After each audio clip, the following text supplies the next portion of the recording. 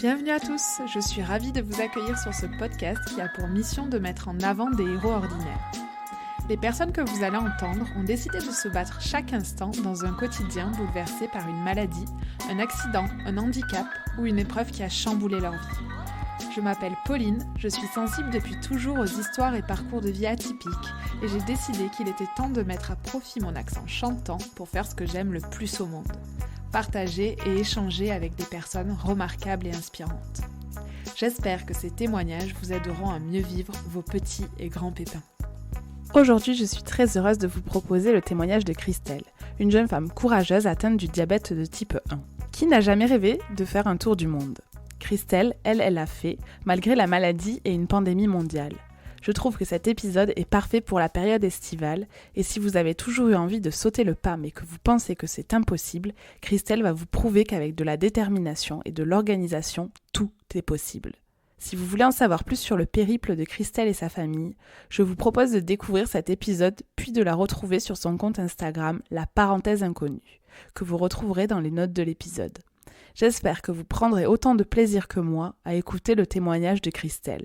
Je vous souhaite une excellente écoute. Et psst, si vous voulez en savoir plus sur les coulisses du podcast et partager vos impressions avec moi, je vous donne rendez-vous sur le compte Instagram Pépin Podcast. Une dernière chose, rendez-vous à la toute fin de l'épisode si vous voulez écouter le bêtisier en exclusivité. Allez, je vous laisse tranquille, bonne écoute. Bonjour Christelle, je suis ravie de t'accueillir sur le podcast. Merci de répondre à mes questions aujourd'hui. Alors, suite à l'épisode du podcast avec mon invitée Chloé, atteinte du diabète de type 1, tu m'as envoyé un message en me disant que tu venais de réaliser ton rêve en faisant le tour du monde et que tu avais toujours cru qu'avec ta maladie, c'était impossible. Est-ce que tu peux nous expliquer pourquoi, selon toi, c'était impossible ? Quelles étaient tes peurs par rapport au diabète ? Et quel a été l'élément déclencheur pour sauter le pas ?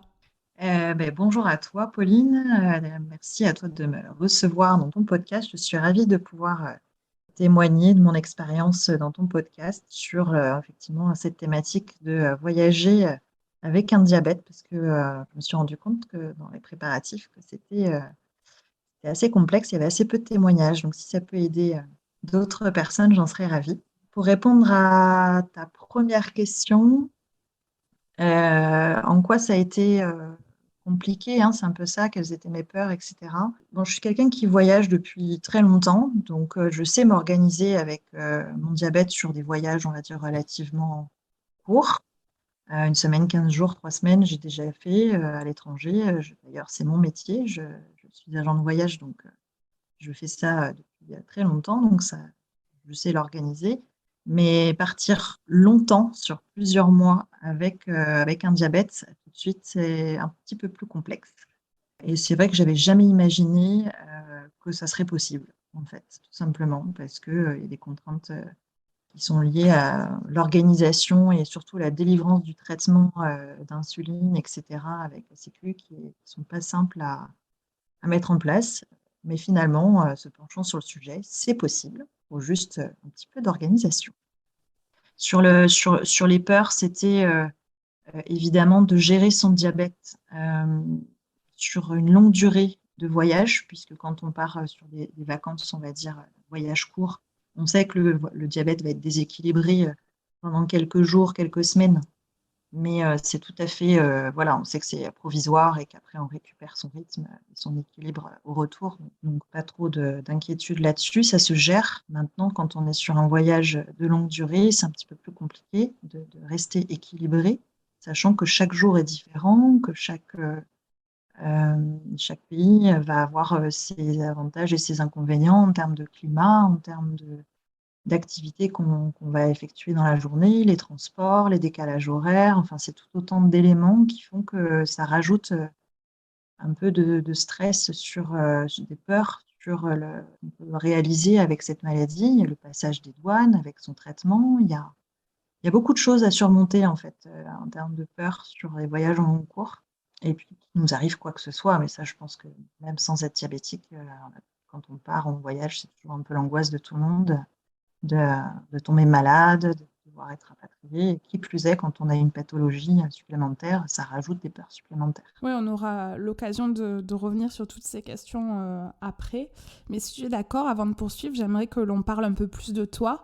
Est-ce que tu peux te présenter en quelques mots, nous dire ce que tu fais dans la vie, ton métier, tes passions, si tu as des enfants, des animaux de compagnie et tout ce que tu veux d'autre? Donc moi, c'est Christelle. J'ai 40 ans, tout fraîchement, voilà, de cette année. Je suis diabétique depuis 30 ans. Voilà. Là aussi, les années commencent à défiler de ce côté-là. Ça a été déclaré voilà, avec une perte de poids assez significative, beaucoup de fatigue à l'âge de 10 ans. Voilà, un diagnostic assez radical. J'ai aucune personne dans ma famille qui est atteinte de cette maladie, donc ça a été un peu la grande surprise de ce côté-là. Je suis maman d'un petit garçon qui s'appelle Louis, qui a 7 ans aujourd'hui. Je suis mariée et en couple depuis 22 ans. Voilà. Ouais, je vois ceci, ça existe encore. Voilà. Félicitations. Ouais, voilà. Mais mariée que depuis 4 ans. Donc, tu vois, comme quoi, l'un ne va pas sans l'autre. Voilà. Et quoi te dire d'autre? Oui. Donc, mon métier, j'en ai brièvement parlé tout à l'heure. Je travaille dans le voyage depuis toujours. J'ai l'impression que je baigne dans cette thématique. Voilà. J'ai voyagé très jeune avec mes parents, mes grands-parents. Et puis, c'est tout naturellement que je me suis orientée sur ce métier en tant qu'agent de voyage dans un premier temps et ensuite en tant que responsable d'agence, directrice d'agence dans différentes enseignes sur Paris, puis ensuite sur Lyon. Le petit parcours. On a un peu la bougeotte avec mon mari. On bouge pas mal. J'ai quelques questions à te poser sur ton diabète avant de rentrer dans le vif du sujet. Donc, tu as un petit peu déjà répondu, mais je voulais savoir comment ça a commencé pour toi, si le diagnostic a été vite posé et quels étaient tes premiers symptômes. Alors, il a été effectivement assez rapidement diagnostiqué puisque j'ai eu une perte de poids assez significative. Je crois que de mémoire, j'avais perdu 10 kilos en 3 mois. Donc, à l'âge de 10 ans, bon, on s'inquiète un petit peu, forcément. Beaucoup de fatigue, je dormais beaucoup, je buvais beaucoup d'eau la journée, je me levais la nuit aussi pour boire. Donc ça a été vraiment, on va dire, les 3 grands axes qui ont alerté mes parents de ce qui les ont obligés à consulter. Et, bon, voilà, le diagnostic a été très vite posé après une prise de sang j'ai encore le montant en tête, j'étais à 4,47 d'hémoglobine, enfin de glycémie, pardon. Bah, après, dans la foulée, hospitalisation et puis avec mise en place traitement à l'insuline et puis apprentissage de la maladie et comment la gérer, etc. Et tu te souviens, quand tu as appris pour le diabète, ce que tu as pensé? Est-ce que tu t'es dit, ça va m'empêcher de faire des choses dans ma vie, ou tu l'as plutôt pris positivement? Avec le recul de mes souvenirs que j'ai pas réalisé en fait ce que ça allait être pour moi. Par contre, mes parents ont très vite réalisé. Je me souviens d'avoir vu ma mère en pleurs dans le bureau du médecin. Je pense que mes parents ont vite compris ce que ça allait avoir comme impact sur ma vie, alors que moi, j'ai pas pris conscience de tout ça. Après, ça s'est vite enchaîné avec l'hospitalisation et puis au fur et à mesure, on comprend qu'il va falloir que j'apprenne à me faire des piqûres toute seule. Donc, ça a été, je crois, le plus dur, c'est de se piquer soi-même. Puis après, bah, c'est dans le quotidien, quand on revient chez soi, à l'école, où toutes ces petites difficultés, ben, on les apprend au quotidien et on prend conscience effectivement de tout ça au fur et à mesure. Donc, c'est pas venu tout de suite. Je pense que vraiment dans les premiers moments, j'ai pas du tout pris conscience que ça allait changer ma vie. Et pour que l'on se rende compte de ton quotidien, est-ce que tu peux nous décrire une journée type de ta vie avec le diabète? Oui, c'est vrai que c'est une très bonne question parce que très souvent pour les gens, on a du mal à s'imaginer ce que c'est comme charge mentale en fait dans la vie d'un diabétique, comment ça s'organise. Alors pour ma part, pour ce qui est de mon traitement, parce qu'il y a plusieurs traitements possibles à l'insuline aujourd'hui. Enfin, le traitement, c'est l'insuline, mais il y a plusieurs façons d'être suivi. Pour ma part, pour l'instant, je suis toujours au stylo d'insuline, avec 2 types d'insuline différentes, une lente et une rapide. Et ensuite, je me fais mes glycémies avec aujourd'hui le Freestyle Libre, qui est un capteur que j'ai sur le bras pour poser un petit peu le type de traitement que j'ai. Parce qu'après, il y a les stylos, mais il y a aussi les pompes à insuline. Moi, pour l'instant, je suis restée toujours au stylo. C'est mon choix. Voilà. Donc le matin, première chose au réveil, c'est de me scanner pour avoir ma glycémie du matin à jeun. En fonction de ma glycémie, et de ce que je vais prendre au petit déjeuner, je vais en fait me faire ma première injection d'insuline rapide qui va correspondre à la fois à la synthèse de ma glycémie du matin et de ce que je vais faire, de ce que je vais manger, de ce que je vais faire. Donc ça, il y a tout un calcul à faire. Maintenant, j'ai intégré moi dans mes habitudes. Et ensuite, j'effectue aussi moi ma deuxième injection d'insuline qui est la lente, qui elle va agir sur un peu plus de 24 heures. Celle-ci, je la fais qu'une seule fois. Après le petit déjeuner, après je vais à mes occupations, que ce soit le travail, que ce soit le sport, que ce soit les week-ends. Le midi, je refais une glycémie avant le repas. Toujours, en fait, c'est ce qui me donne ma tendance pour ensuite calculer ma dose d'insuline et en fonction de ce que je mange, toujours. Et la même chose le soir. En fait, à chaque repas, il faut que je fasse une glycémie pour pouvoir ajuster ma dose d'insuline en fonction de ce que je vais manger et des activités que je vais faire. Donc ça, c'est un peu la base de mes journées quotidiennes. Puis après, il y a des jours où les journées sont pas réglées et où je vais faire des hyperglycémies. Donc ça, c'est quand on a trop de sucre, ou des hypoglycémies, où là, à l'inverse, on n'en a plus assez. Donc il faut remonter sa glycémie en absorbant du sucre.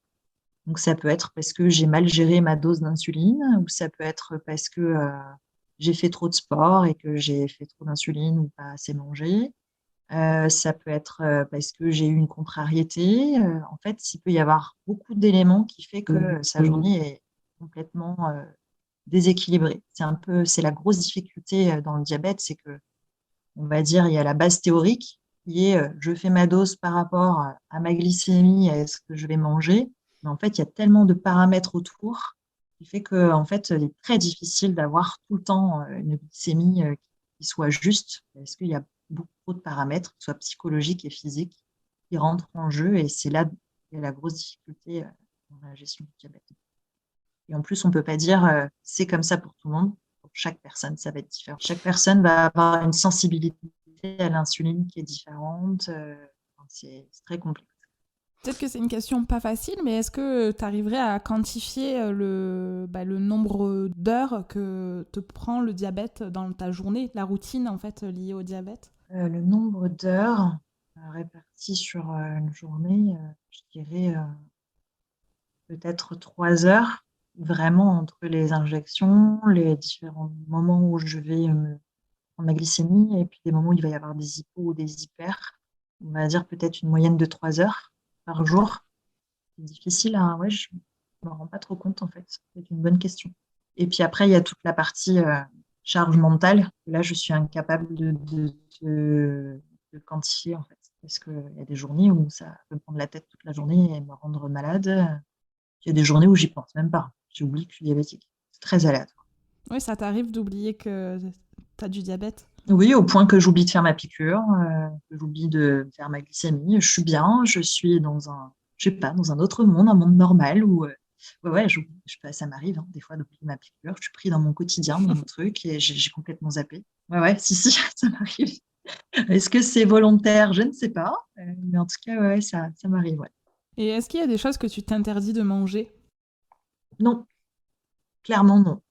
Vraiment, alors autant quand je suis tombée diabétique à 30 ans, il y avait beaucoup de contraintes alimentaires. Il fallait que je mange, je me souviens, c'était 30 grammes de pain, pas plus. Il fallait que je me revoie encore avec ma balance où on m'avait dit c'est 30 grammes de glucides, tant de grammes de protéines. Enfin, c'était avec l'assiette, la partagée, là, on peut avoir des fois sur des rendez-vous avec des médecins spécialisés, etc. Donc vraiment, je me revois encore à tout peser sur ma balance. C'était très contraignant à l'époque. Aujourd'hui, ça a beaucoup évolué et on a tendance à dire on adapte son insuline en fonction de son activité et de ce qu'on veut manger. Si on sait qu'on va au restaurant ou qu'on est invité chez des amis, qu'on n'a pas forcément envie d'être regardant sur ce qu'on va manger ou de s'interdire de manger une part de dessert, on adapte sa dose d'insuline en fonction de ce qu'on mange. Donc, je ne m'interdis rien. Et au niveau de l'insuline, donc j'imagine que tu vas chercher ça en pharmacie et tu vas toutes les semaines, tous les mois, comment ça se passe? Alors, on a la chance, je le dis parce que je m'en suis rendu compte en voyage, d'être en France, d'avoir la sécurité sociale où notre traitement est pris à 100%. C'est quelque chose que je précise parce que voilà, c'est un gros avantage. Néanmoins, qui est quand même bien cadré. Et en fait, le traitement est délivré chaque mois. Donc, ça veut dire que chaque mois, je dois, entre guillemets, repointer à la pharmacie et aller rechercher mon traitement pour le mois. Donc, ça te donne à chaque fois ton insuline et tes capteurs. J'ai 2 capteurs par mois parce qu'un capteur, c'est pour 15 jours. Je ne peux pas avoir plus que pour un mois. Et l'insuline, c'est quelque chose qui se... Toutes ces questions, je les pose évidemment par rapport au voyage aussi. C'est quelque chose qui se conserve facilement ou ça doit rester au frais Alors, l'insuline, elle est assez fragile. Effectivement, il faut qu'elle reste en température qui est ni trop froide, ni trop chaude. Elle est surtout sensible, contrairement à ce qu'on pourrait croire, au très froid. Surtout pas mettre ça au congélateur, ça la tue complètement. Donc, idéalement, je crois que c'est entre 10-12 degrés et 25 degrés. Voilà, c'est les températures idéales pour une insuline. Ce qu'elle n'aime pas, c'est les variations de température qui fassent trop chaud ou trop froid. Depuis toujours, les pharmaciens, les médecins préconisent de le laisser dans le bac à frigo tout en bas, c'est là que c'est le moins froid, pour être sur une température qui soit toujours maintenue et qu'il n'y ait pas ni de trop froid ni de trop chaud. Et pour donc revenir à cette idée de voyage autour du monde, comment tu as eu l'idée de partir autour du monde? Quel a été le déclic? Alors, le déclic, il ne vient pas de moi. Il vient de notre fils qui un jour est revenu de l'école en me disant « Maman, je veux faire le tour du monde ». Donc, son petit loulou de 5 ans à l'époque. J'ai dit ça, on trouvait ça trop mignon, mais en fait, c'est parce qu'il y avait un petit camarade de sa classe qui partait en tour du monde et ils avaient fait une petite exposition à l'école pour présenter le projet. Et en fait, sans le vouloir, il avait mis la petite graine, il avait planté un peu le truc. Moi, j'étais dans une phase professionnelle un petit peu perturbée, je ne savais pas trop ce que j'allais faire, etc. Mon mari il bossait, mais sans, voilà, pas attaché plus que ça à son boulot. Et puis, quand j'en ai parlé à mon mari, on a rigolé sur le moment. Puis après, on a reparlé en disant, mais après tout, pourquoi pas Bizarrement, ça m'a plus paru un problème, en fait. Comme si j'avais levé des contraintes que je m'étais toujours mis. C'est très curieux, en fait. Toutes les barrières que j'avais pu me mettre, là, n'existaient plus. Tout était possible. Très curieux. Il y a eu un déclic. Je ne peux pas dire mieux que le C'était déclic. le bon timing, peut-être? Il y avait le bon timing parce qu'effectivement, souvent, ce qui peut bloquer, c'est la situation professionnelle, hein, l'âge des enfants, ou je ne sais pas, il y a plein de raisons. Et là, oui, ça nous a paru être le bon moment. Voilà, moi, je ne savais pas trop dans quoi m'orienter pour le travail, j'étais un peu perdue. On avait projet éventuellement de revendre la maison, mais sans s'être donné de deadline particulière.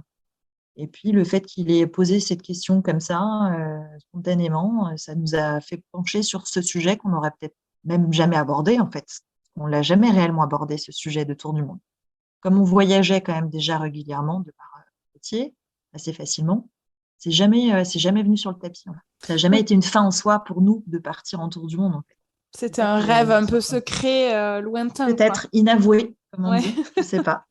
Et donc, du coup, vous aviez déjà beaucoup voyagé en famille? Alors, en famille, le premier grand voyage, parce que Louis, déjà tout petit bébé, a pris rapidement le train, l'avion pour aller en France, mais pas plus loin. Et ensuite, le premier grand voyage qu'on a fait, long courrier, on est parti à l'île Maurice, tous les 3. Il avait 4 ans, je crois. 3 ans et demi, 4 ans. Donc, c'est le premier voyage vraiment en famille qu'on a fait. Et comment ont réagi tes proches à l'annonce de votre départ? Alors, dans l'ensemble, je dirais même à 99%, super content pour nous et pas surpris. Ça a choqué personne qu'on leur dise du jour au lendemain, on veut partir en tour du monde. Ça, pour eux c'était presque logique. Comme on est de nature, déjà, voilà, on a la bougeotte, on déménage très souvent, toujours avide de curiosité, d'aller à droite, à gauche, on voyageait déjà beaucoup. Donc pour eux, c'était pas surprenant en fait cette nouvelle. C'est pas voilà. Donc ça n'a fait que de nous conforter dans notre choix, de voir que finalement notre entourage nous suivait dans cette aventure. Alors forcément, pour les parents, il y avait un peu d'inquiétude, c'est ce qui est normal, mais pas plus que ça. Personne nous a dit mais vous êtes complètement fou, puis toi avec ton diabète ça va être dangereux, mais personne, vraiment. On n'a pas eu heureusement pour nous, et merci à notre entourage de nous avoir plutôt encouragés dans cette démarche. Vous êtes bien entouré. Oui. Et comment a réagi le corps médical à l'annonce de ton départ? Alors, comment résumer ça? Le néant total. C'est-à-dire que c'est là où les difficultés ont commencé à se faire ressentir. C'est que quand j'ai annoncé ça à ma diabétologue, elle m'a regardée avec des grands yeux en disant OK. Et je lui ai dit, ben voilà, je vais avoir besoin de votre aide pour savoir comment je m'organise. Et en fait, elle n'avait absolument aucune idée. Elle n'avait jamais eu ce cas de figure.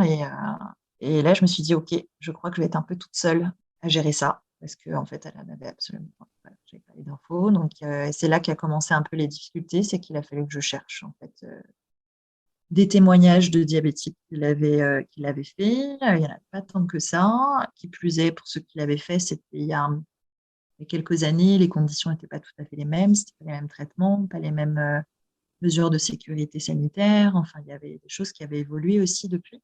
Donc, j'ai trouvé très peu de témoignages.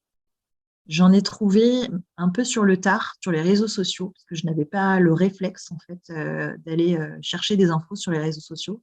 C'est là que j'ai découvert qu'il y avait quelques personnes qui l'avaient fait. Et voilà, je les ai interrogées sur le tard, mais finalement, j'avais déjà moi, eu toutes les informations entre-temps que j'avais cherchées. J'ai appelé la sécurité sociale, qui me renvoyait sur d'autres trucs, qui disait, ben non, il faut que vous appeliez les labos de chaque insuline pour savoir si vous allez pouvoir trouver de l'insuline dans chaque pays. Enfin, tout le monde se renvoyait un peu le truc sans vraiment me donner des idées précises sur comment organiser. Donc, j'ai un peu pataugé là, de ce côté-là sur le début de l'organisation côté diabète. Mais c'était quoi le genre de questions que tu te posais? Première chose, c'est comment je me fais délivrer mon traitement pour plus d'un mois. Parce qu'on partait dans l'idée au moins d'un an. Donc, déjà, c'était comment je fais pour avoir mon traitement sur une longue durée.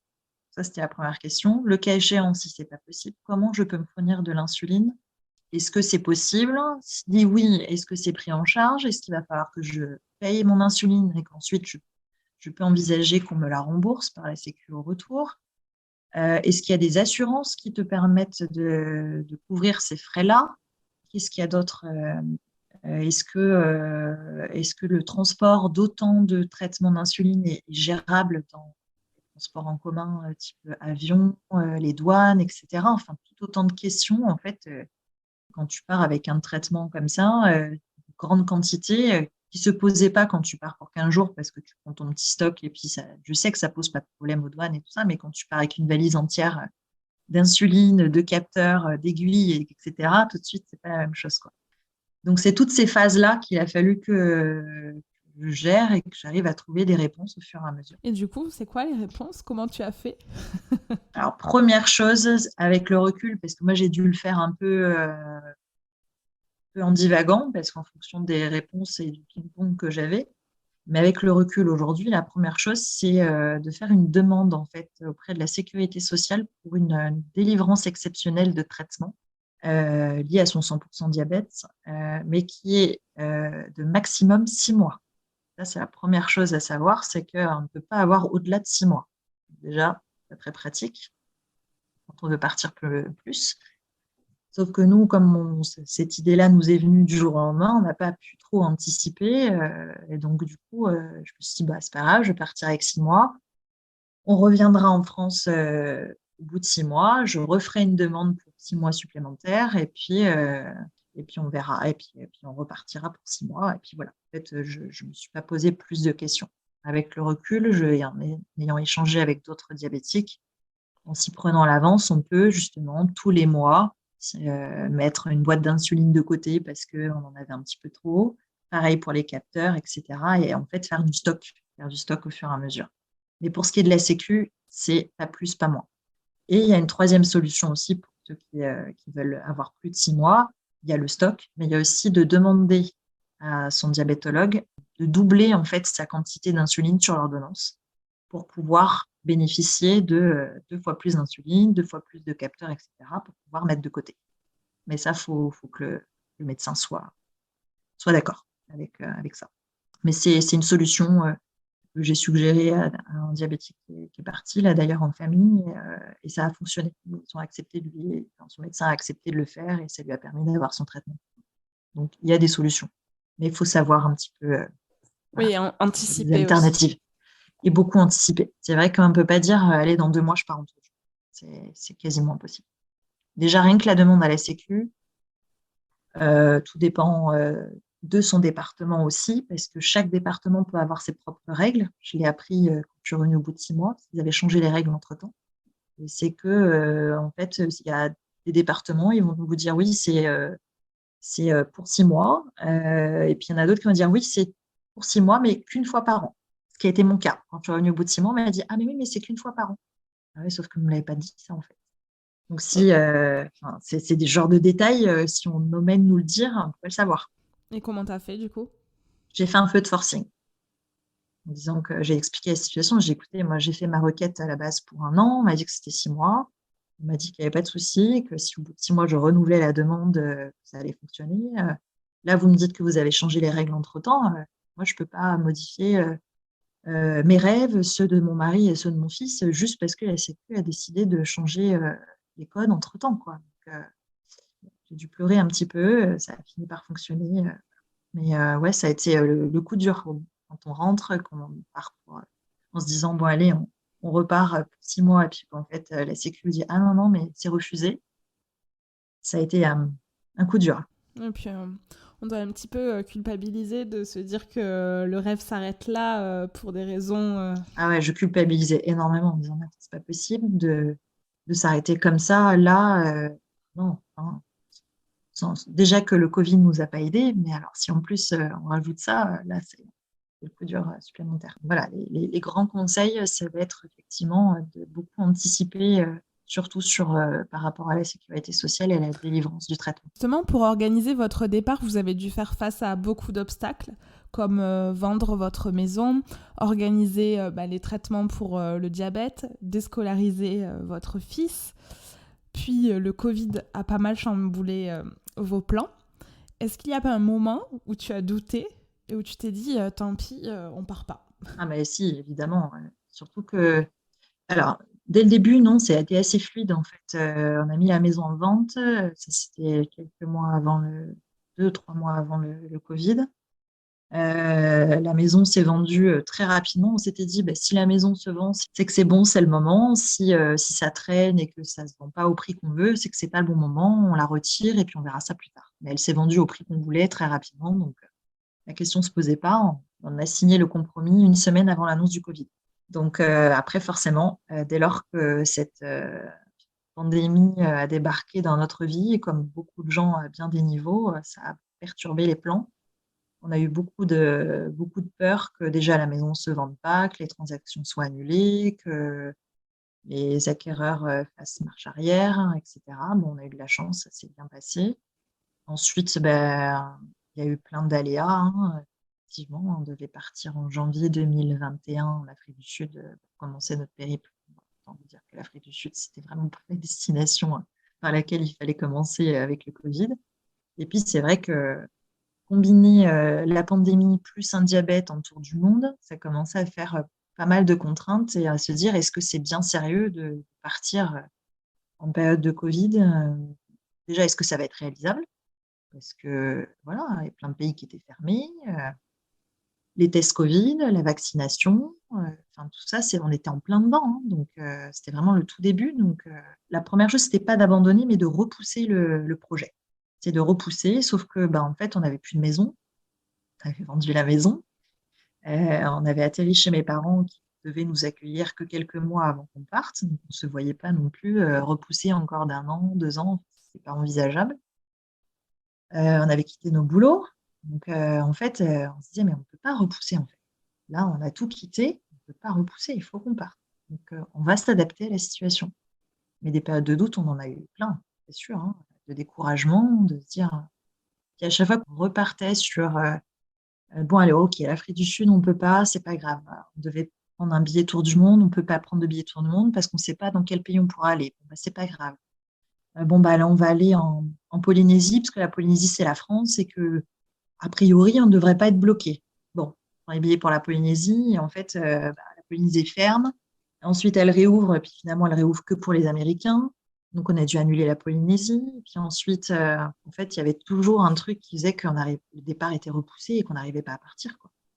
Donc, ouais, c'était c'était vraiment pesant. C'était vraiment pesant. À chaque fois, on se disait, mais en fait, c'est peut-être le destin, faut pas qu'on parte. On se pose mille questions dans ces cas-là, hein, c'est sûr. Hein, et en même temps, on avait ce sentiment qu'il fallait qu'on parte, que c'était le bon moment et qu'on ne pouvait pas repousser ce voyage. C'était le bon timing pour nous. C'est comme une évidence, quoi. Donc, on s'est accroché. Et puis le mot agilité a pris tout son sens dans ce voyage. Et la résilience aussi, beaucoup. Agilité et résilience, parce que voilà, ça fait partie de l'expérience de ce voyage. Puis le lâcher prise, quoi. Accepter que du jour au lendemain, une destination soit pas possible ou hop, et puis reprendre un autre billet d'avion. Bon, après, ça reste du positif, mais ça peut être source de pas mal de frustration, quoi. Ce qui était encourageant, on va dire, entre guillemets, enfin, ce qui nous faisait tenir aussi, c'est qu'il y a des groupes d'échanges de voyageurs, particulièrement sur les tours du mondistes, on les appelle comme ça, qui, avec des familles ou des voyageurs qui étaient en tour du monde pendant le Covid et qui disaient que c'était faisable, en fait. Donc, ça nous gardait espoir que oui, c'est possible. Il y a des contraintes, c'est certain. Mais finalement, quand on met ces contraintes de côté, on peut voyager et on peut arriver à trouver même des avantages à voyager en plein Covid. Donc, on s'est dit, si les autres le font, pourquoi nous, on ne pourrait pas le faire? Il faut juste qu'on arrive à partir, en fait. C'était surtout ça. Une fois que tu es parti, c'est bon. Et du coup, bon, ma petite idée, mais comment vous avez choisi les destinations? C'était un peu par élimination, du coup? Alors, pour la première, oui. Parce que du coup, ça a été, à défaut d'aller dans celle qu'on avait prévue, on a même mis de côté, comme n'importe quel tour du mondiste qui a prévu son itinéraire, qui a sorti la carte sur son mur et qui a fait des petits post-it avec, voilà, et qui a dit on va aller là, là, là, on va faire des tracés. Bah, ça t'oublie, ça n'existe plus pendant le Covid, ça c'est sûr. Voilà, on s'est dit, ben, on va se laisser porter, on verra bien là où le vent nous mènera. Finalement, on a abordé ce voyage complètement différemment, on n'aurait jamais imaginé d'ailleurs pouvoir partir avec un tel lâcher-prise sans organiser quoi que ce soit. Ça a été un gros travail pour moi parce que j'ai organisé des voyages pendant 20 ans. Et là, là, tu peux rien prévoir, tu peux rien organiser, tu peux pas savoir où tu vas atterrir. Donc ouais, pour la première destination, on a pris la carte, d'ailleurs sur le site de Tour du Mondiste, qui était une des plus mises à jour en fait au quotidien avec le Covid. Et puis tu regardes les pays où c'est vert et tu te dis bon, on va aller là. Donc on a pris un billet pour le Costa Rica, je crois, 10 jours avant de partir. Parce que voilà, ils accueillaient les touristes sans contrainte, sans test, sans passe vaccinal, rien du tout. La seule chose, c'est qu'entre-temps, la France a imposé un motif impérieux pour sortir de France. Donc, c'est jamais fini, il y a toujours quelque chose. Le pays t'accueille les bras ouverts, par contre, toi, tu peux pas sortir de chez toi. C'était juste incroyable, quoi. Donc vous avez dû inventer, j'imagine, un motif impérieux. C'est ça. Alors, je sais pas si j'ai le droit de le dire, mais c'était... Mais oui, on a inventé un motif impérieux qui était professionnel. Et ça restera, je pense, une des anecdotes les plus farfelues de notre aventure parce que on a dû acheter un hôtel au Costa Rica. Comment ça? Ouais. Ouais. Voilà, il s'était organisé des petits bises en fait avec des acteurs locaux pour faire venir les touristes. Et il y avait réellement un hôtel qui était en vente, un couple de Français qui vendaient leur hôtel. Et le bis, c'était, ils nous faisaient tous les papiers officiels comme quoi on venait pour faire la transaction d'achat, etc., contre passer une nuit dans leur hôtel. Ah ouais, c'était vraiment... mais comment t'es tombée sur cette possibilité-là? Là, c'est les réseaux Internet, les réseaux, voilà. Le En fait, dark web. Non, non, non, non, mais il y a plein de techniques qu'on apprend, en fait. C'est que dès que tu arrives dans un pays, là, typiquement, tu t'inscris sur le groupe Facebook Les Français au Costa Rica. Et puis, tu lis un petit peu tout ce qui se passe et tu vois que finalement, visiblement, il y a des petites techniques. Donc, tu interroges comment vous faites et puis, de fil en aiguille, on trouve des solutions. Ok, sacrée anecdote. Et donc, au final, quel pays vous avez fait et vous êtes parti pendant combien de temps au final? Alors, en tout, on est parti du coup 9 mois. On a fait donc Costa Rica, Mexique, États-Unis, Canada, Polynésie et Afrique du Sud. Et quelle est la destination que tu as préférée? Alors, contre toute attente et à l'unanimité pour tous les trois, parce que voilà, après, on peut avoir aussi son top 3, mais globalement, on est tous raccords là-dessus. Ça a été les États-Unis. On n'aurait jamais cru. Moi, plus de 20 ans que je fais des voyages, j'ai jamais été attirée par les États-Unis. Mes collègues étaient toujours fans des États-Unis. Moi, je n'arrivais pas à vendre cette destination. Je ne la cernais pas. Je n'étais pas attirée du tout par ce continent, par, je sais pas, la mentalité. J'arrivais vraiment pas attirée. J'aurais préféré l'Asie, comme ça. En fait, on a été agréablement surpris à bien des niveaux, quoi. Après, faut mettre les choses dans leur contexte. C'est que on était un peu tout seul aux États-Unis, hein. On n'est pas de touristes, hein. Donc, les États-Unis pour nous tout seuls, c'était quand même juste extraordinaire, quoi. T'es à Grand Canyon, t'es tout seul. Je sais pas si un jour on revivra ça, quoi. C'est juste fou. En fait, les seuls touristes qu'il y avait, c'était les Américains, parce que eux-mêmes n'avaient pas le droit de sortir de chez eux. Donc, voilà, si on remet les choses dans leur contexte, il y a aussi parce que les conditions de voyage ont été juste dingues. On était tout seuls, quoi. La deuxième chose, c'est que c'était la première fois pour nous de faire un voyage en camping-car. On n'avait jamais fait ce genre de voyage. Ça nous avait jamais spécialement attiré en France, mais là, les États-Unis, ça s'y prête bien parce que tout est grand, il y a de la place partout, les routes sont grandes, donc ça s'y prêtait. On tenait absolument à le faire en camping-car et ça a été une de nos meilleures expériences de voyage. Cette liberté totale de pouvoir t'arrêter où tu veux, quand tu veux, en pleine nature, parce qu'on n'a fait aucun camping, on n'a fait que du wild camp tout le temps. Ainsi, on a fait un camping le premier soir à Bryce Canyon, mais tout le reste, on l'a fait en camping sauvage et on a adoré. Ça a été pour nous une liberté totale. Pour moi, avec mon diabète, un des meilleurs compromis parce que mon insuline, elle était au frais dans le frigo tout le temps, donc j'avais pas à m'en soucier. Je pouvais me faire à manger, c'est tout bête, hein, mais pouvoir recuisiner, on va dire, de façon régulière, plus ou moins heure fixe, mais avec des produits qu'on a choisis. Puis tu trouves tout aux États-Unis en fait aujourd'hui. Donc tu as tous les magasins bio, tu retrouves un peu tes repères européens. Et franchement, ça a été pour mon diabète la meilleure phase où j'ai vraiment été équilibrée, où on a fait beaucoup de sport, beaucoup de rando. Donc ça a été le pays qui a résumé, en tout cas rassemblé le plus d'atouts dans notre expérience de voyage. Et est-ce qu'il y a une rencontre marquante, alors pas forcément aux États-Unis, mais dans les autres pays aussi, que tu as envie de nous raconter? Je pourrais la résumer plus sur justement les rencontres de tour du mondiste qu'on a fait. Parce que ça a été une réelle surprise. On ne s'attendait pas à faire autant de rencontres et autant de belles rencontres. Et c'est la rencontre avec la famille des Tours du Mondiste, si je dois résumer ça. Parce que c'est très difficile de dire une rencontre, parce que oui, il y en a peut-être des plus marquantes que d'autres, mais pour nous, ces rencontres de Tour du Mondiste, ça nous a ouvert des horizons incroyables. Et, euh, et encore aujourd'hui, dans notre quotidien, depuis on est revenu, c'est quelque chose qui nous a, de cette expérience de tour du monde, peut-être le plus marqué, je pense. C'est les rencontres, au sens large du terme. Et comment s'est comporté ton diabète lors de ce voyage autour du monde? Tu as réussi à le gérer plus ou moins comme au quotidien? Ou c'était plus, plus compliqué? Les montagnes russes, hein. Voilà. Il ne faut pas s'attendre à ce que le diabète soit équilibré dans ce genre d'expérience. Quoique, si j'avais pris, je pense, une pompe à insuline, ça aurait été beaucoup plus facile à gérer, c'est sûr. J'ai fait le choix des stylos, mais c'était plus pour un confort logistique. Parce qu'avant de partir en tour du monde, j'étais sous pompe. J'étais passée à l'Omnipod, qui est une pompe sans tubulure. Mais en termes de logistique, c'est une pompe qui se change tous les 3 jours. Je me suis dit, mais il faut que je parte avec une valise, rien que pour ça, quoi. Enfin, ça m'a découragée rapidement. Plus le fait qu'on ne peut pas rester trop longtemps dans l'eau avec, que ça puisse se décoller avec l'humidité. Enfin, ça me paraissait, là, pour le coup, vraiment une contrainte supplémentaire que je ne me sentais pas de gérer, hein.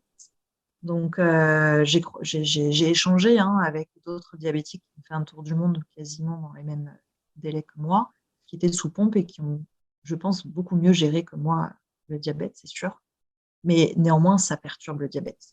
Alors, on peut pas, c'est sûr que faut pas se leurrer, c'est pas la partie Là, il faut s'attendre à avoir un diabète équilibré et comme j'ai dit tout à l'heure, chaque jour est différent. On peut pas appréhender ce qu'on va faire le lendemain. C'est pas comme dans son quotidien où on sait qu'on mange à telle heure, on sait ce qu'on a dans le frigo, on sait ce qu'on va faire dans sa journée, on sait quel jour on fait du sport. Là, c'est pas. Il peut y avoir des aléas tout le temps. Donc, c'est très compliqué. Et comment tu as fait pour gérer le décalage horaire? Le décalage horaire, on le fait un peu comme on peut, j'ai envie de dire. Mais ça se gère, ça va. Ça, j'avais déjà appris un peu à gérer quand je voyageais.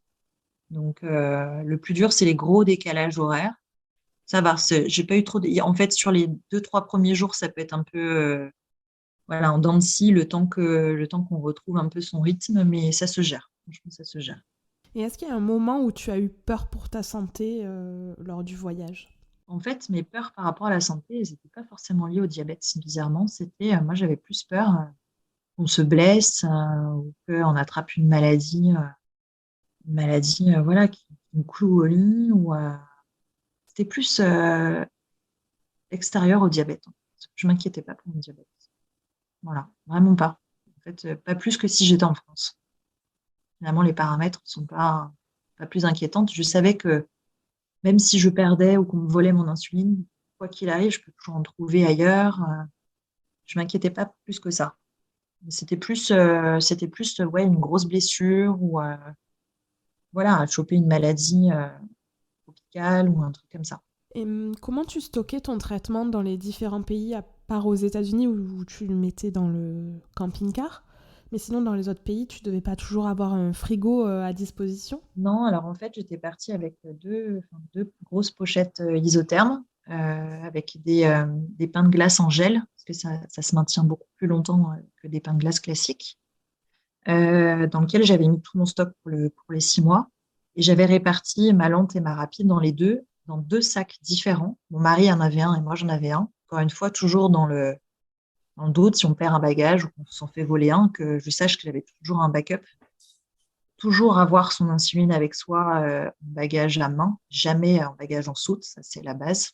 Et ensuite, dans chaque pays, écoute, j'ai trouvé des petites combines. Au Costa Rica, on était passé par un organisme qui nous avait accueillis, nous avait fait le transfert et la première nuit à l'arrivée, et qui était assez bien. C'était tout Costa Rica, ils sont vraiment top. Et je leur ai demandé s'ils pouvaient me garder dans leur bureau une partie de mon insuline. Comme ça, je gardais une partie avec moi et l'autre, je savais qu'elle était en sécurité dans leur frigo pendant toute la durée du voyage. Et que, voilà, donc au Costa Rica, j'avais réussi à me faire garder la sauce. Au Mexique, on avait une connaissance sur place à Mexico qui avait pu me garder mon stock le temps qu'on parte en vadrouille. Surtout qu'au Mexique, on a fait essentiellement du bus, donc c'est pas les meilleures conditions pour garder son insuline dans des températures idéales. Aux États-Unis, bon, camping-car. Canada, on était chez des amis, pas de problème. Polynésie, on passait d'un Airbnb à un autre sur chaque île, donc aucun souci. Et Afrique du Sud, ça nous a suivis avec nous dans mes petites pochettes isothermes et dès que j'arrivais dans les hébergements, je remettais au frais.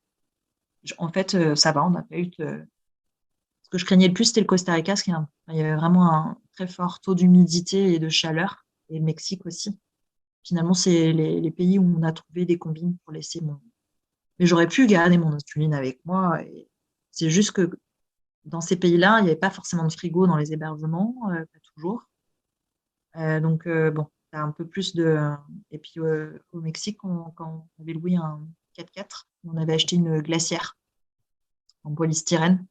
Ça nous a permis d'avoir nos petites courses de frais et de pouvoir laisser l'insuline sur nos trajets de la journée. Et à la douane, ça n'a jamais posé de problème? Jamais. Je m'étais bordée, j'avais pris les attestations du médecin, de la sécu, en anglais, en espagnol, en français, j'avais tout, on m'a jamais rien demandé. Jamais. Avec le recul, est-ce que tu peux nous dire quel est le pays le plus diabète-friendly? Ça va rejoindre ce que j'ai dit tout à l'heure, hein, pour le coup, pour moi, ça aurait été les États-Unis, mais ça aurait pu être aussi le Canada, parce qu'on aurait pu le faire un peu de la même manière, mais les États-Unis, parce que, voilà, entre le fait de pouvoir se faire la cuisine, le sport, les grands espaces, le camping-car, voilà, ça a été le pays le plus facile pour le diabète. Et le pays le moins diabète-friendly? Mexique. Mexique, ça a été le pire. Une horreur, le Mexique. De par de par la cuisine déjà.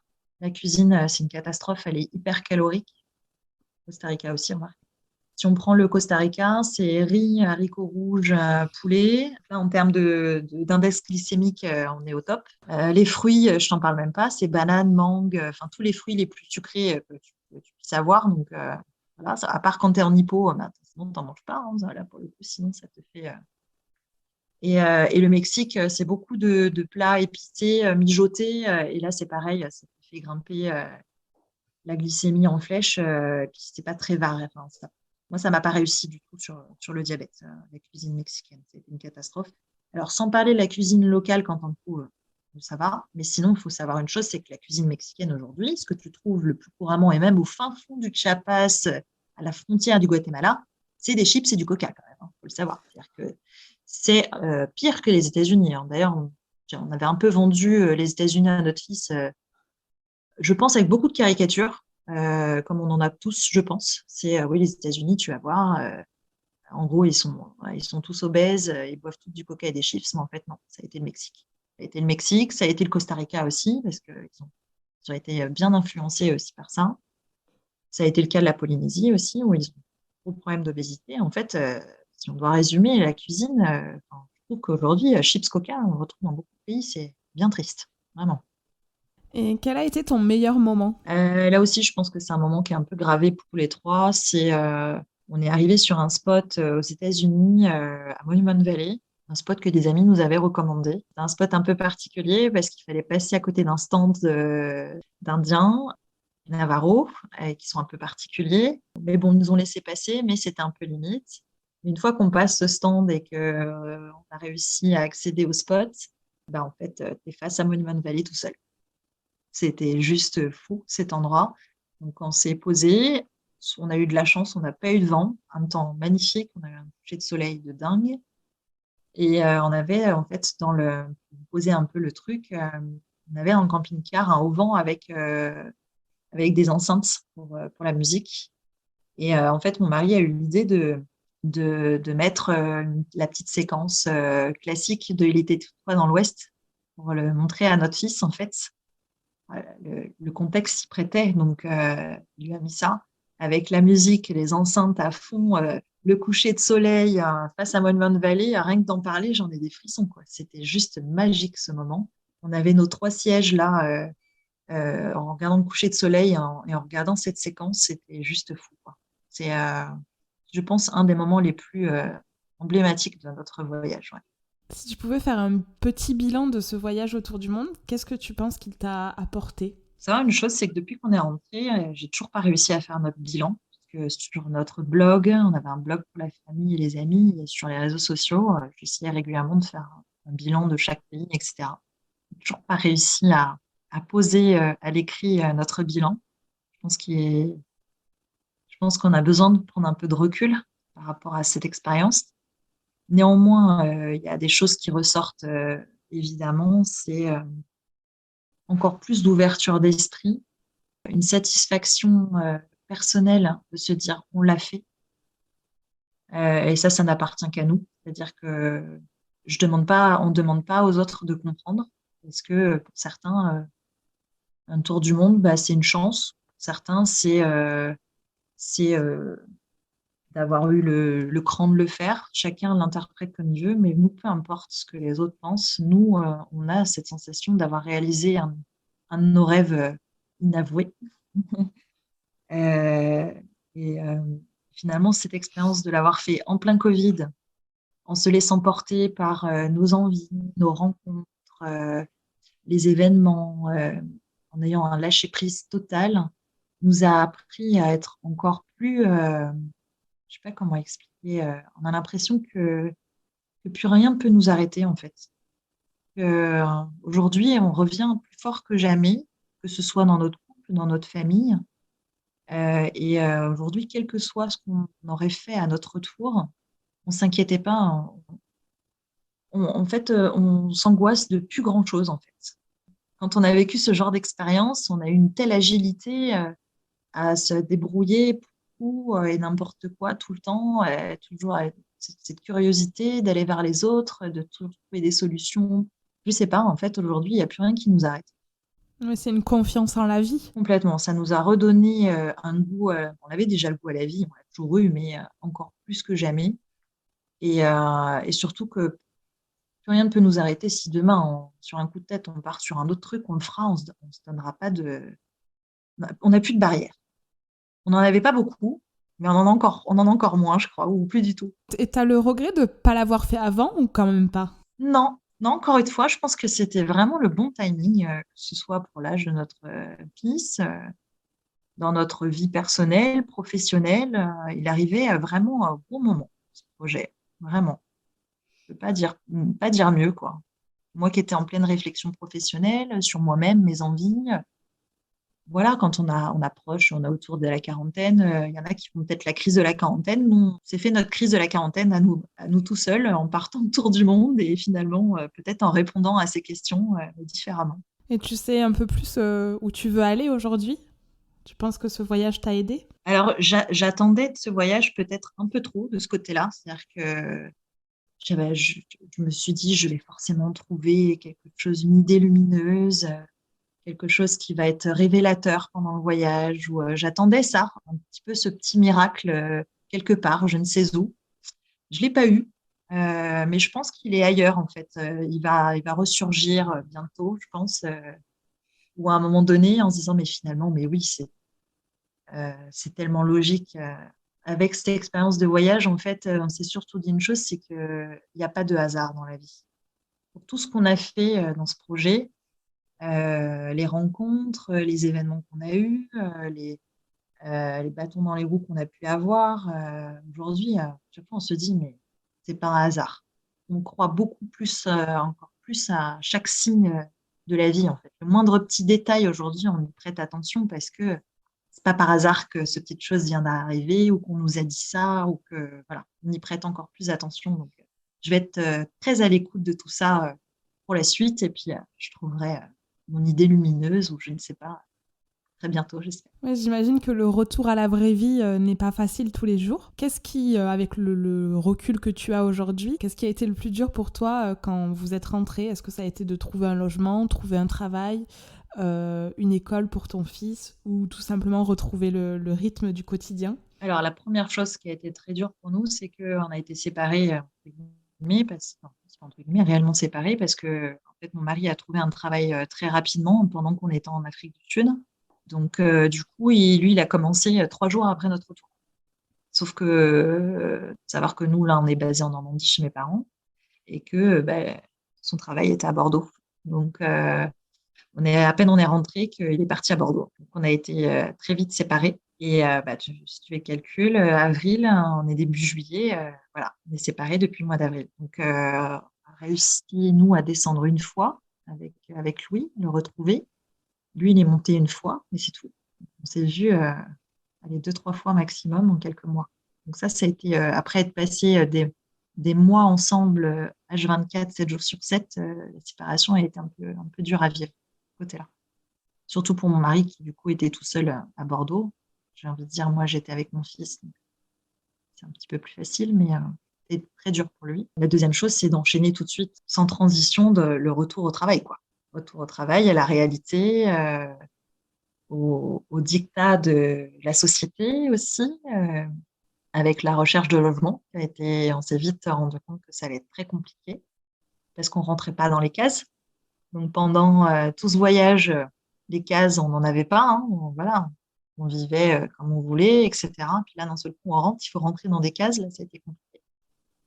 Donc, parce que on n'avait pas encore tous les deux un CDI de plus de 3 mois, en n'ayant plus de période d'essai, impossible de trouver un logement. Le marché du logement sur Bordeaux est particulièrement tendu. Donc, ça a été la grosse difficulté de ces derniers mois, c'était de trouver un logement. On a eu les clés de notre logement il y a 3 jours, tout frais, et on a eu la chance de tomber sur des propriétaires comme il s'en fait rare, puisqu'ils ne louent qu'au feeling. Ils ne nous ont rien demandé, pas de papier, pas de documents, même pas ce qu'on faisait dans la vie. Ils voulaient juste nous rencontrer et échanger avec nous. Donc ça, je ne savais même pas que ça existait. Hein. Mais et voilà, on est tombé dessus. Et le logement est bien? Parce que c'est presque inquiétant. Au début, je me suis dit, c'est pas possible, il y a une arnaque, c'est pas possible. Ça va que c'était une personne qui nous avait mis en lien, donc ça m'a rassurée. Mais je pense que si j'avais trouvé l'annonce sur le Bon Coin, je me suis dit, non, il y a une arnaque, c'est pas possible. Et non, non, le logement est même, enfin voilà, c'est pas forcément le genre de maison que nous on aime, hein, il n'y a pas forcément de charme, mais pratique, à 5 minutes à pied de l'école, dans le village, enfin village où on voulait s'installer. Voilà, 3 chambres, non, tout ce qu'on voulait. Franchement, on pouvait pas avoir mieux, je pense. Et Louis a repris l'école en Normandie depuis avril ou il reprendra que... Ah, Non, il a repris l'école, en fait. Justement, c'est aussi pour ça qu'on est restés séparés. C'était un choix. On aurait très bien pu descendre tous les trois sur Bordeaux, etc. Mais comme on n'avait pas de logement et qu'on était en Airbnb, là, c'est pas l'idéal. Et puis, le voyage a été long pour Louis, sans vie sociale d'enfant, puisqu'il est tout seul, il est fils unique avec ses parents. Donc, on tenait vraiment à ce qu'il retourne à l'école rapidement. Donc, c'était un choix aussi de le faire comme ça. Donc, quand on est rentré, c'était les vacances de Pâques. Donc, il est allé chez papy, mamie, quelques jours, etc. Et puis après, il a repris l'école fin avril. Donc, ça lui a fait du bien, lui, de retrouver une vie sociale d'enfant, de retrouver ses copains, ses copines. Et comme il me l'a dit, il me fait, bon, maman, tu m'en veux pas, mais je préfère l'école avec la maîtresse qu'avec toi. Tu vois, je te confirme, moi aussi. Bon, et quand est-ce que vous repartez? Pas de, pas de limite, on ne sait pas. Bon, on va dire que la condition quand même, c'est de remettre un peu d'argent de côté, pas se leurrer, hein, faut quand même, voilà. Donc, pour tourner un peu au charbon, voilà. Et puis, en attendant, on a comme projet, je dis pas pour compenser parce que c'est pas pour compenser, on peut jamais faire la même chose, mais comme c'est un mode de voyage qui nous a bien plu, on a l'intention de s'aménager un van, pouvoir partir quand on veut. On voyage, on a tellement aimé cette liberté que voilà, notre projet pour être un peu dans la continuité de tout ça, c'est ça. On arrive aux questions de la fin. Est-ce que tu as un livre, un podcast ou un film ou une musique que tu as envie de nous conseiller? Alors, j'ai un livre que j'ai lu, que j'ai fini il n'y a pas longtemps. Je n'avais pas prévu d'en parler, mais il m'a assez pas bouleversée, mais finalement, j'ai trouvé que c'était assez fort. Et j'ai envie de vous en parler parce que je trouve qu'il résume pas mal de choses. Si on revenir sur le sujet du diabète et de la maladie au sens large, euh, c'est euh, c'est le livre de Claire, alors dans le nom de famille, j'ai toujours du mal, Eurest, qui s'appelle Rien n'est noir, voilà, qui raconte la vie, en tout cas une facette de la vie de Frida Kahlo, qui est une personnalité que j'adore, que j'ai redécouvert en plus au Mexique en visitant sa maison, etc. Elle m'a toujours intriguée, cette femme. Je sais pas, il y a quelque chose chez elle, elle dégage déjà quelque chose de très particulier physiquement, mais son parcours est juste incroyable. Et quand on commence à s'intéresser à sa vie, et j'ai découvert encore plein de facettes dans ce livre. Moi, ce que je retiens de ce livre, c'est que dans le titre, il y a marqué Rien n'est noir, c'est parce que pour elle, sa vie est pleine de couleurs. Malgré cet accident très grave qu'elle a eu à l'adolescence et qui lui a transpercé le corps, qui lui a handicapé sa vie jusqu'à sa mort, vraiment, cette femme, elle a été d'un courage incroyable et elle a eu une vie extraordinaire. Elle a un tempérament incroyable et elle a mis de la couleur dans sa vie au quotidien, que ce soit dans la peinture, que ce soit dans sa folie, que ce soit dans ses excès, dans sa vie amoureuse avec cet homme qui est juste farfelu. Je ne sais pas comment on pourrait le résumer. On va appeler le crapaud, je pense pas pour rien. C'est un livre qui est plein de sensualité, plein de couleurs, plein d'espoir, je trouve. Les personnes qui vivent au quotidien avec une maladie, qu'elle soit physique et morale, parce que l'un ne va pas sans l'autre, malheureusement. Et la maladie, pour ce qui est du diabète, c'est une maladie qui n'est pas au sens propre physique extérieur, puisqu'on n'a pas de membres qui soient vraiment impliqués, si je puis dire, physiquement. Mais c'est une maladie morale qui est très, très, très pesante au quotidien. On ne se rend pas toujours compte. Et je trouve que ce livre en parle bien. En tout cas, il m'a fait beaucoup de bien. Ouais, mais tu m'as donné envie de le lire et je mettrai dans les notes de l'épisode les références de ce livre. Est-ce que tu as une citation, un mantra ou qui te motive au quotidien? Alors, je vais pas être très originale parce que j'en ai deux, en fait, qui me suivent tout le temps. Je me suis dit, je vais peut-être aller en chercher d'autres, mais en fait, non, c'est vraiment celle-ci qui m'accompagne tout le temps, auquel je crois fondamentalement. La première, c'est on n'a rien sans rien. C'est quelque chose que je sors régulièrement. Voilà. Moi, chaque effort, voilà, permet d'avoir des choses dans la vie. Et, donc, ça, c'est la première. Et la deuxième, c'est quand on veut, on peut. Alors, je le nuance un peu plus aujourd'hui parce que je sais qu'il y a des personnes qui malgré la volonté, ne peuvent pas toujours avoir ce qu'ils veulent. Néanmoins, je pense que si déjà on a cette énergie de se dire, voilà, quand on veut, on peut, je pense que ça donne une force, une énergie qui te permet d'aller au bout de tes envies. Donc, on va dire, c'est les deux choses qui m'ont toujours accompagnée et qui m'ont toujours reboosté, voilà, qui me reboostent parfois d'autres personnes quand on dit, ah, c'est pas possible. Non, voilà. Après, c'est vrai qu'il y a parfois des personnes qui m'ont dit, ah, t'es gentil, on n'a rien sans rien ou rien n'est impossible ou ces choses comme ça. Oui, non, pour certaines personnes, c'est pas toujours le cas. Il faut certains exemples, mais je trouve que dans l'ensemble, c'est des choses qui ont du sens pour moi, en tout cas.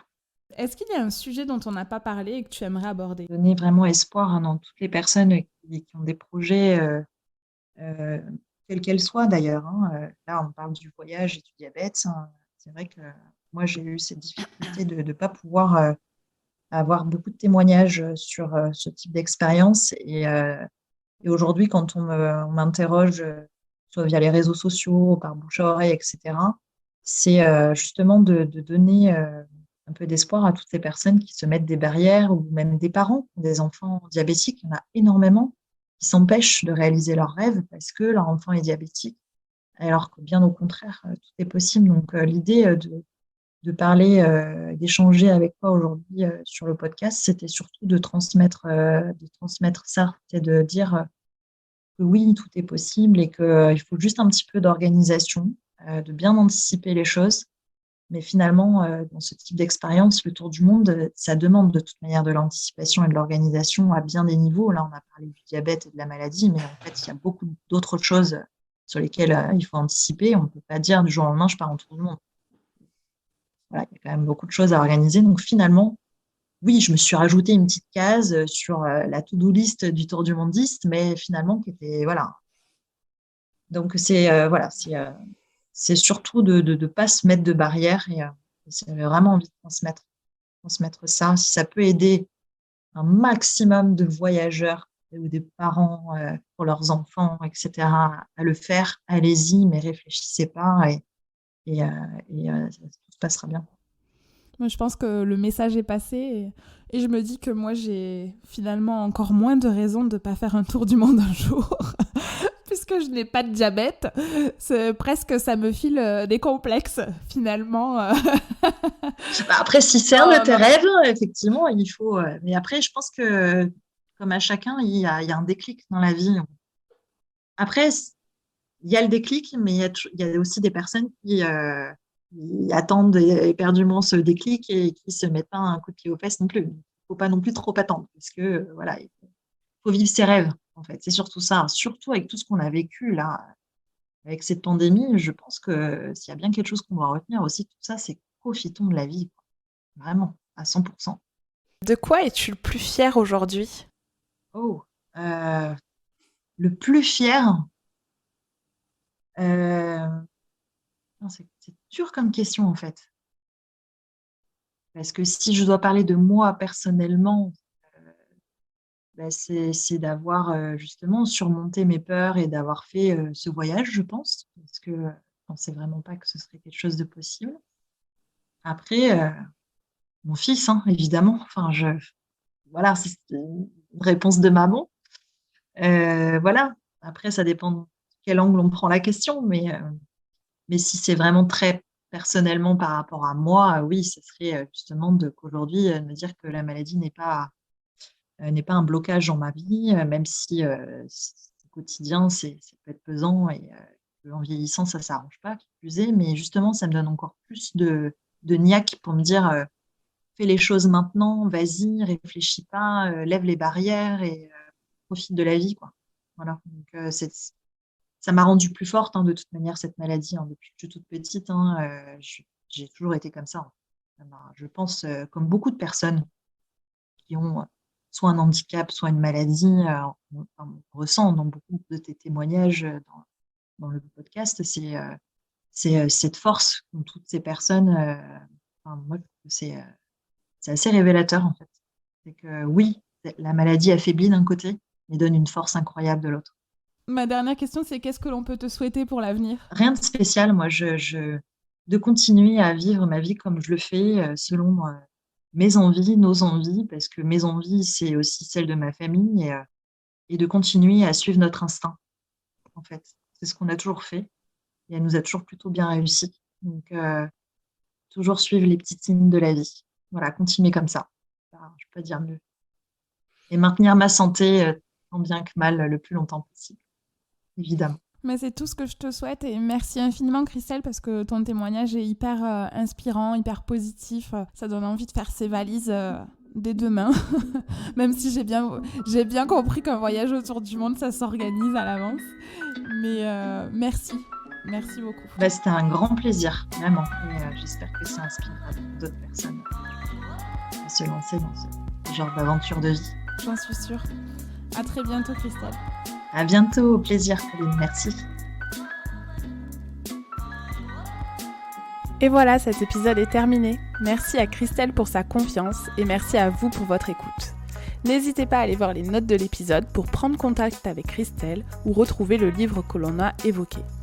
Si vous avez aimé cet épisode et que vous souhaitez me soutenir, n'hésitez pas à laisser un avis sur Apple Podcast ou Spotify ou encore en parler autour de vous. Cela m'aidera beaucoup à faire connaître Pépin Podcast. Merci et je vous retrouve en octobre pour la nouvelle saison de Pépin Podcast. Bel été! C'est le livre de Claire, alors dans le nom de famille, j'ai toujours du mal, Eurest, qui s'appelle Rien n'est noir, et qui est un peu une biopsie de Frida Kahlo. Une biographie. Biographie, pardon, excusez-moi. Parce qu'une biopsie, la pauvre. On pourra couper ça ou pas? Alors, je vais la refaire.